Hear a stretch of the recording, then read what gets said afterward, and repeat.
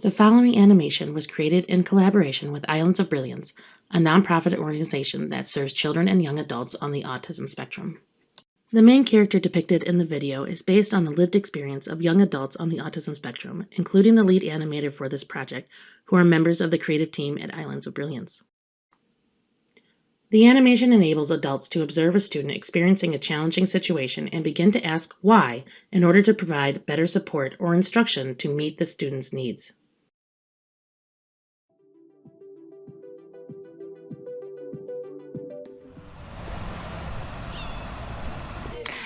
All right, class, everyone find a group to join.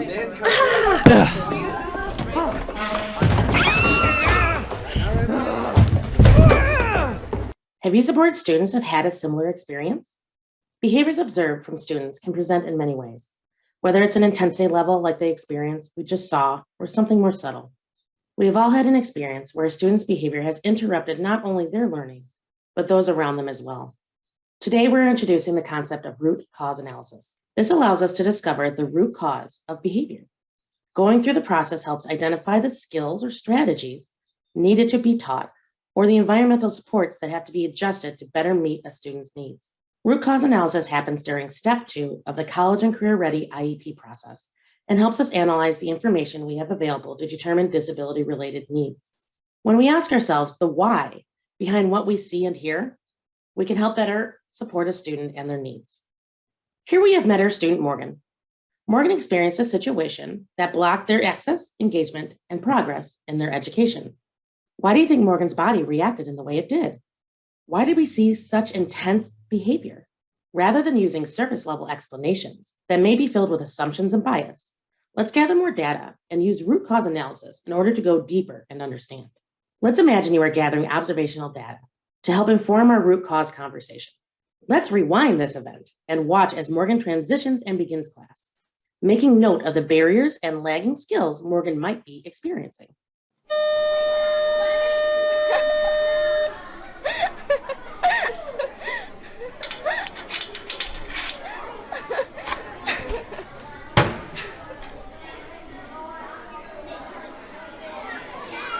Good morning, class. As we settle in, please take out your homework and have it on your desk ready to discuss. I forgot my homework. All right, everyone, we are going to do something a little different and break into small groups to discuss today's homework. You may pick out your own partners for this exercise and like 2 to 3 students in each group. Hey, stop talking.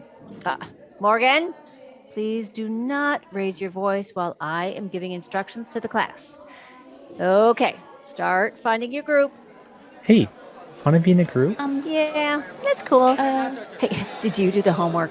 I did. You? It was kind of tricky today, but the book isn't too bad. I actually kind of like it.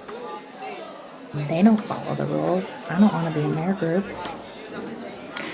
All right, class, everyone find a group to join.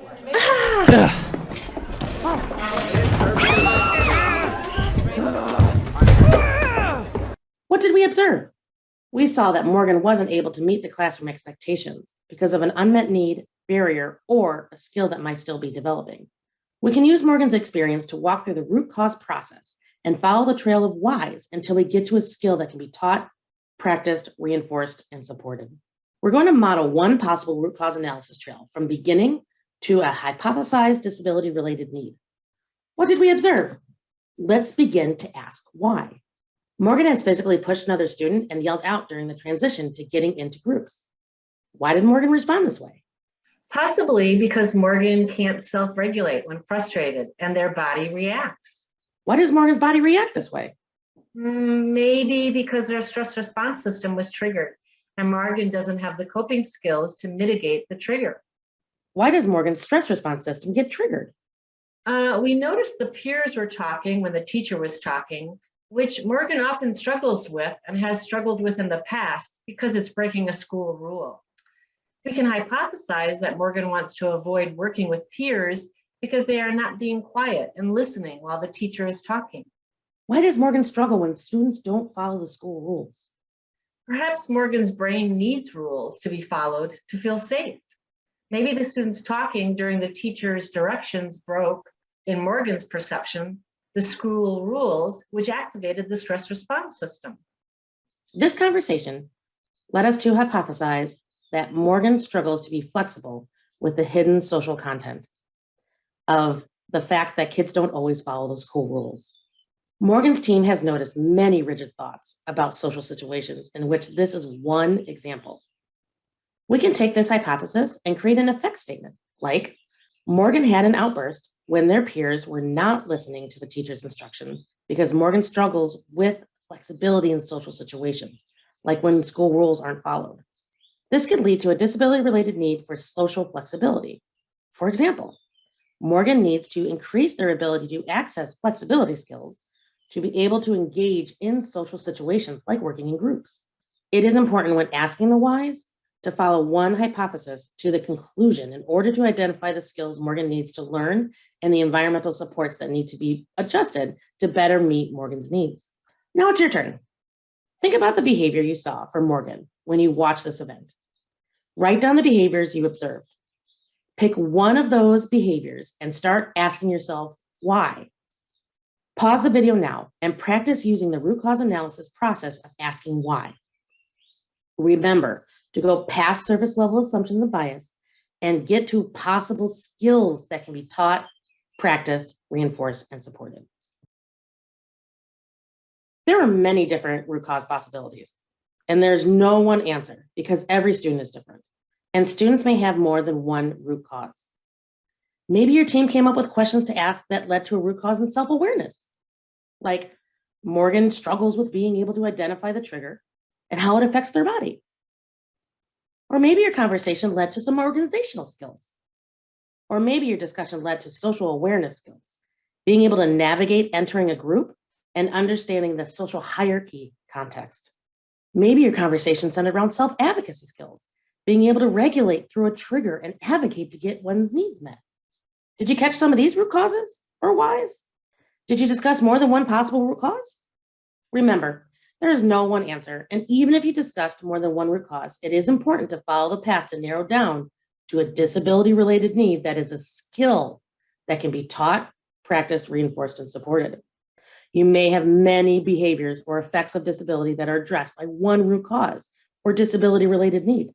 Asking and understanding the whys gives us a skill to target when identifying support for future growth. Once you've dug into the whys, it is also important to take the next step and co-plan with the student. If the student doesn't have a communication system that is understood by all yet, or asking them is not developmentally appropriate, reach out to their family or their caregivers to best understand the individual's wants and needs. Gaining a student's perspective during an IEP process is critical to foster and develop the skills of self-determination. It lets them know that they're a part of the decision-making process and have a voice in their goals and supports. No matter what root cause or causes your team decides to pursue, involving the student, remaining curious, and moving forward with empathy can help build a plan of support that can help the student manage those triggers, learn skills, and address the root cause. Understanding the experience and events from the student's perception is also important because the experience is very real to their body and cannot be dismissed. Let's go back to Morgan. When the team engaged with Morgan to gain information and learn Morgan's wants and needs, they were able to integrate Morgan's perspective into the supports they would provide. Here is how Morgan described the experience.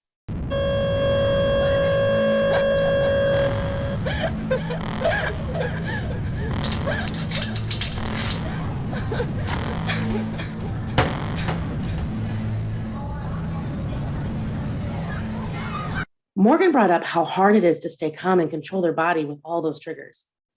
After speaking with Morgan, the team determined they would focus on Morgan's lagging skill of identifying feelings of stress in their body and getting help when feeling those sensations. In other words, the root cause analysis and student co-planning revealed that the team would move forward in creating an IEP that not only included what the team came up with as disability-related needs, but also included Morgan's self-identified need. Next, the team moved into goal setting and identified any special education services that would promote growth in these skill areas. Once the root cause analysis was complete, co-planning goals and supports were defined, Morgan had a plan to grow their skills. If behavior continued, the team would meet again and go through the root cause analysis process to determine other possible underlying reasons for the behavior. We hope this story highlights how root cause analysis can take many different paths. No student or situation is the same. We encourage you to stay curious and ask questions. Together, this can lead to better teacher efficacy and improve student outcomes. Read more about the root cause process on the Wisconsin DPI website.